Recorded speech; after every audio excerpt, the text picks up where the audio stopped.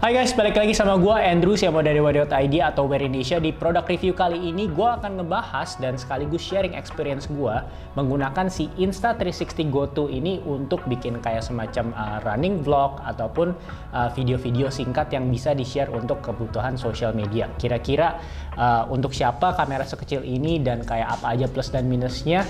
Let's check it out. Sebelum lanjut, jangan lupa klik like, subscribe, dan tombol loncengnya, biar travelers nggak ketinggalan update-update atau review perlengkapan active lifestyle, content creator, dan traveling lainnya. Oke, poin pertama yang gue pengen mention banget tentunya yaitu size-nya yang impresif banget sih. Ini kecil, dan ini udah kecil, ini baru tempat casingnya ya. Jadi kalau kita buka, baru kita bisa take out si kameranya. Nah,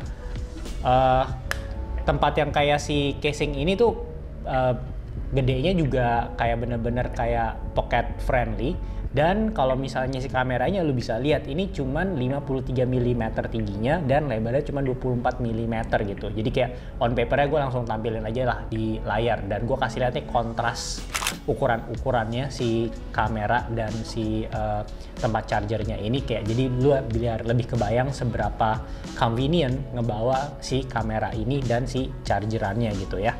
Dan kenapa gue mention ini menjadi yang paling pertama gitu, karena gue ngerasa ini sih buat orang kayak gue yang kayak misalnya kalau lagi mau olahraga tapi mau bikin konten tapi nggak mau terganggu dengan proses bikin konten itu sendiri. Gue sih seneng banget ya dengan kamera-kamera sekecil ini, karena jadinya saat gue mau memulai olahraga gue bisa tetap fokus ya ke olahraganya, dalam hal ini larinya gitu. Gue udah 2-3 kali lari pakai kamera ini, dan gue ngerasa nggak mager untuk bawanya, dan saat gue eksekusi untuk syutingnya juga gue nggak ngerasa terganggu, jadi gue bisa tetap fokus berlari gitu.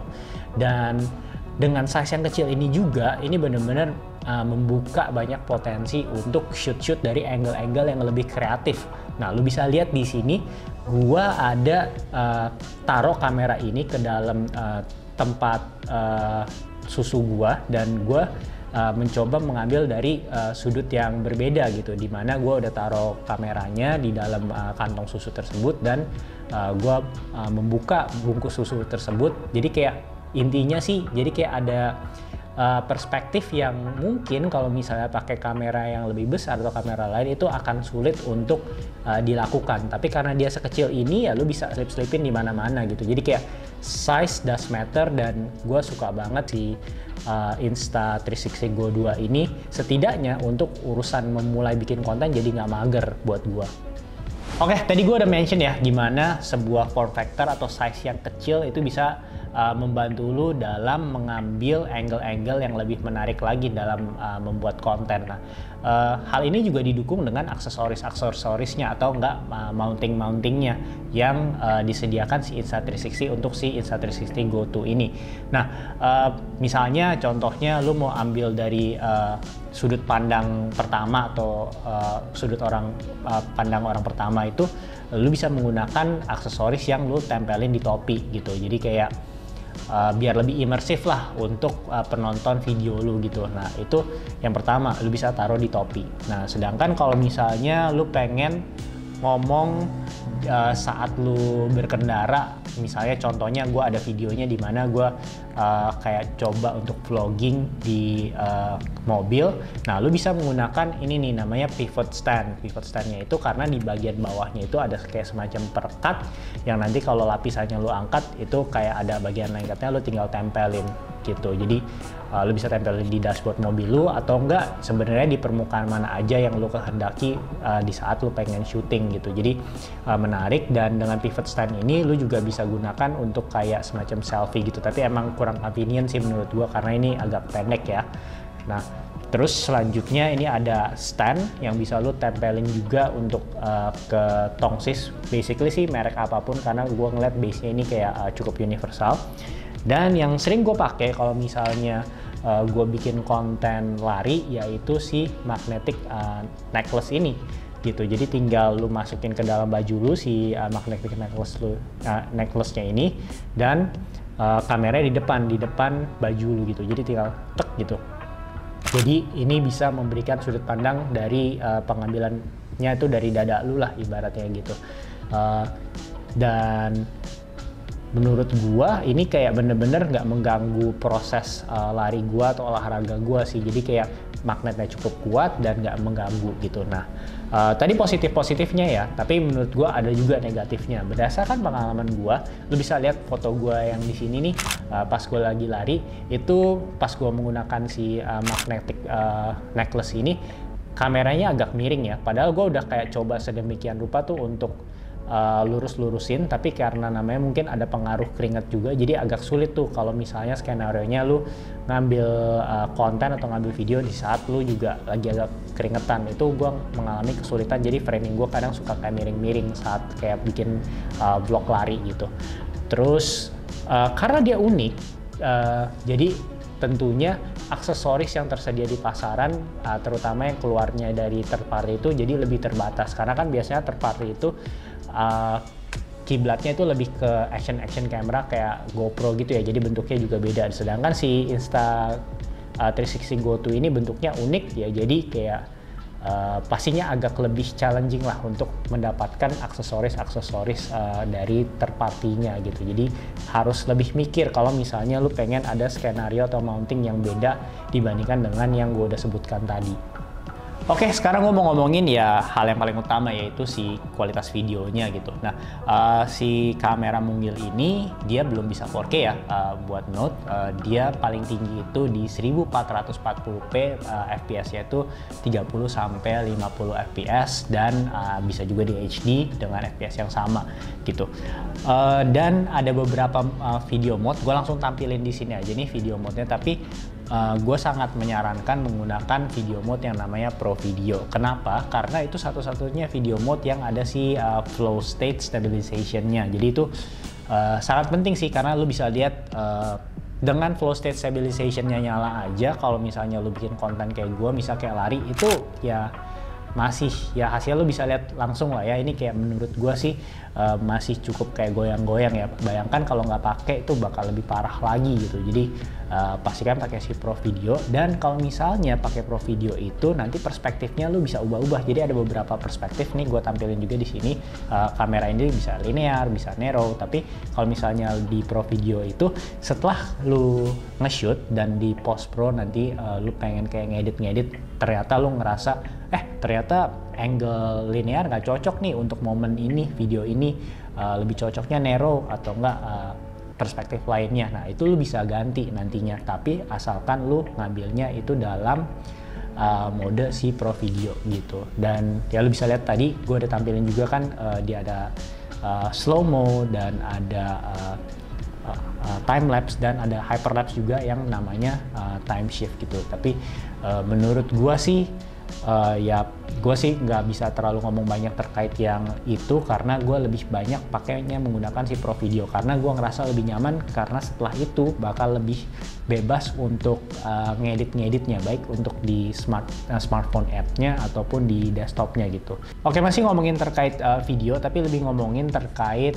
gimana kita mengambil videonya atau mengontrol si kamera ini saat pengambilan video. Menurut gue sih kalau misalnya saat ditempelin ke case-nya seperti ini, dimana case-nya juga berfungsi sebagai pengontrol, ini nggak ada masalah ya, dimana si satu tombol ini untuk nyalain connecting, terus untuk kayak geser-geser ke menu lain lu tinggal pencet berkali-kali, atau enggak kalau misalnya lu tahan lagi tuh dia mati. Untuk yang tombol merah itu lu bisa untuk record tentunya gitu. Jadi cukup praktikal dan cukup straightforward menurut gua. Nah, yang gua rasa ngeganjel sedikit yaitu saat kalau misalnya lu harus ngambil video atau nge-record hanya menggunakan si kameranya ini, yaitu si Insta360 Go 2. Yaitu kenapa masalahnya, kadang saat misalnya gua lagi lari, gua nggak terlalu ngeh apakah dia lagi di mode recording atau udah stop recording, karena ini nggak ada tombolnya. Dan kalau misalnya dia lagi nge-record, dia tuh bakal kedip-kedipnya tuh putih, dan itu nggak akan terlalu kelihatan dalam kasus gua ya. Jadi kayak kadang tuh akhirnya gua abis sekali pencet itu gua kayak pegangin dulu, pegangin biar gua tahu dia bergetar, dia lagi recording gitu. Karena ada suatu waktu juga dimana setelah gue pencet, dia tuh nggak langsung getar, nggak langsung nyala gitu. Jadi kayak gue sering banget kayak dimana gue sangka momen tersebut gue udah record, ternyata ini nggak ke record gitu. Jadi ya itu sih pengalaman gue, tapi berdasarkan research gue nggak cuman gue doang sih, kayak beberapa YouTuber yang memang menggunakan si kamera ini untuk konten-konten olahraga itu juga mengalami hal yang sama, yaitu kadang kayak suka bingung ini lagi nge-record atau udah selesai recordnya, seperti itu. Jadi kayak kalau menurut gue sih ada baiknya mungkin ada pakai tombol fisik kali ya, biar lebih kayak jelas seperti itu. Oke, sekarang gue ngomongin terkait kualitas suaranya atau soundnya dari si Insta360 GoTo ini. Menurut gue sih kalau lu bener-bener orangnya yang malas kayak gua, yang dimana nggak mau kayak bawa kamera yang terlalu gede ataupun mic yang terpisah saat lu lagi mau olahraga sekaligus mau bikin konten, ini sih bisa lumayan lu andelin ya. Nah, coba lu lihat footage gue yang ini dimana udah ada suaranya, dimana gua coba vlogging di mobil. Okay, so I already finished my 10K run. Turns out like one of my friend show up, so we ran together for 10K. I'm trying to run as a team, so like the first two. Nah, kurang lebih kayak gitu ya. Nah, lu bisa nilai menurut lu udah cukup oke belum? Nah, ya, kalau menurut gua sih ya, kalau untuk cuman level IG Reels yang simple-simple itu sih not bad ya menurut gua. Apalagi lu nggak usah bawa kayak mic tambahan yang bikin ribet. Lu bayangin di sekecil ini dengan tinggi 53 mm kameranya doang, itu lu udah bisa menghasilkan konten-konten yang menggunakan suara gitu, which is menurut gue sih not bad at all ya. Oke, sekarang gue mau ngomongin terkait baterainya. Well, kayaknya lu sih udah bisa tebak ya, baterainya ini ya biasa aja kalau menurut gue, 30 menit kalau misalnya si kameranya, dan kalau misalnya untuk si casingnya itu bisa 150 menit gitu. Nah, tapi itu again tergantung juga. Kalau berdasarkan pengalaman gua sih, kalau misalnya lu nyalain terus itu akan cepet panas, dan cepet panas itu identik dengan menguras baterainya agak ya lebih cepat lah, seperti itu. Jadi kayak ya memang walaupun bentuknya udah keren, form factor-nya kecil ya masalahnya masih satu, kalau misalnya kecil tuh cepet panas. Kadang gue bahkan lagi kayak ngulik-ngulik aja, lagi nggak bikin video apapun, itu bisa mendadak udah lumayan anget gitu si permukaan dari kameranya gitu. Tapi menurut gue itu bukan masalah yang hanya menjadi masalahnya si Insta360.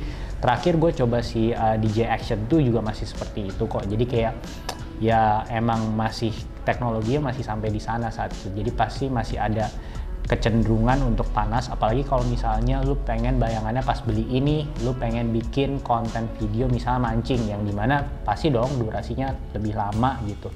Ya menurut gue sih tentunya harus lu pertimbangkan, karena pada prakteknya kalau misalnya contohnya tadi mau bikin video mancing seperti itu, ya harus lu mati nyalain, sama kayak gue saat pengen bikin konten lari, ya nggak sepanjang lari gue nyalain, karena pertama ya pasti durasinya nggak akan cukup, dan kedua dia akan cepet panas gitu.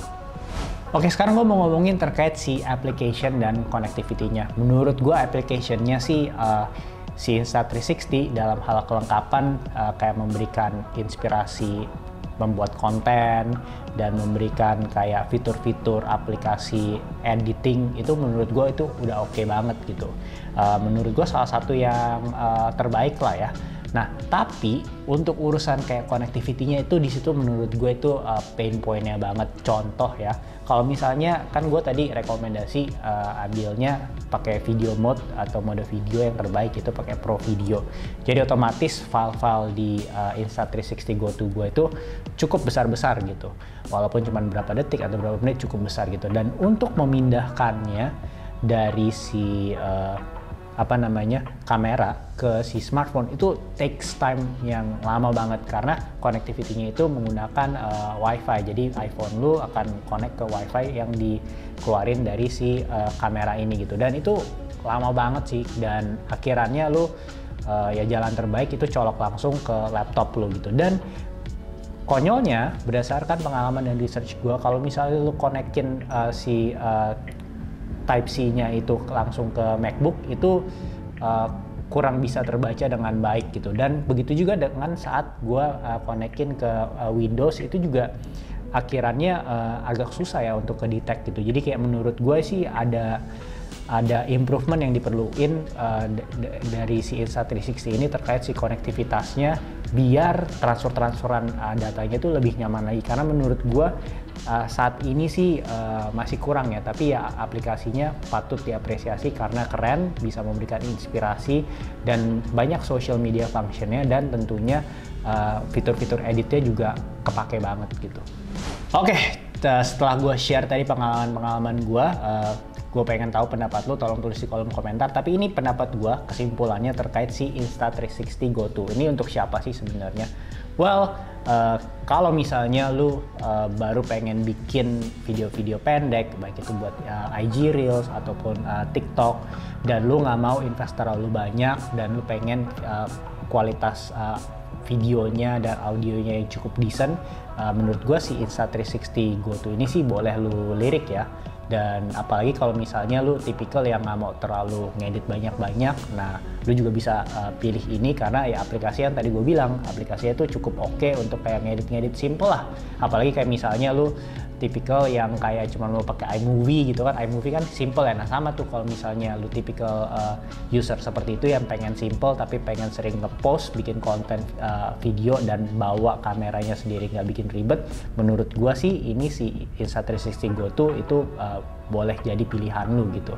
Nah minusnya apa? Kalau menurut gua kapasitasnya baru aja mereka keluarin yang 64 GB, yang di tangan gua sekarang ini 32 GB. Nah pertanyaannya, konten semacam apa yang lu akan buat? Lu mesti decide dari awal sehingga lu nggak salah beli kapasitasnya. Karena menurut gua, kalau misalnya gua bikin konten misalnya lari yang pengennya agak panjang gitu, biar nggak terlalu sering kayak mati nyalain gitu, menurut gue sih 32 GB akan cepet habis ya, apalagi kalau misalnya lu menggunakan si video mode yang pro video gitu. Jadi ada baiknya lu pilih yang 64 GB.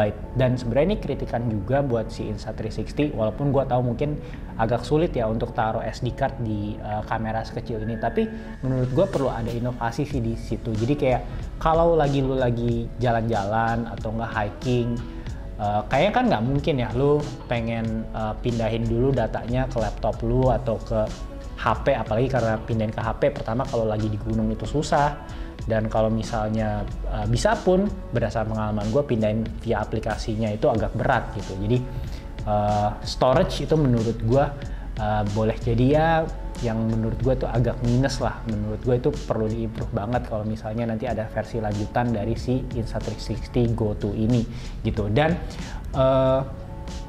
ini kan esensinya kamera ini sebenarnya walaupun bukan action camera kayak GoPro ya, tapi kan sebenarnya pengennya tuh bisa dibawa kemana-mana aja, baik lu lagi di darat maupun di laut, atau maksudnya yang ada airnya lah intinya. Nah emang sih kameranya ini anti air gitu, kamera kecilnya doang tapi.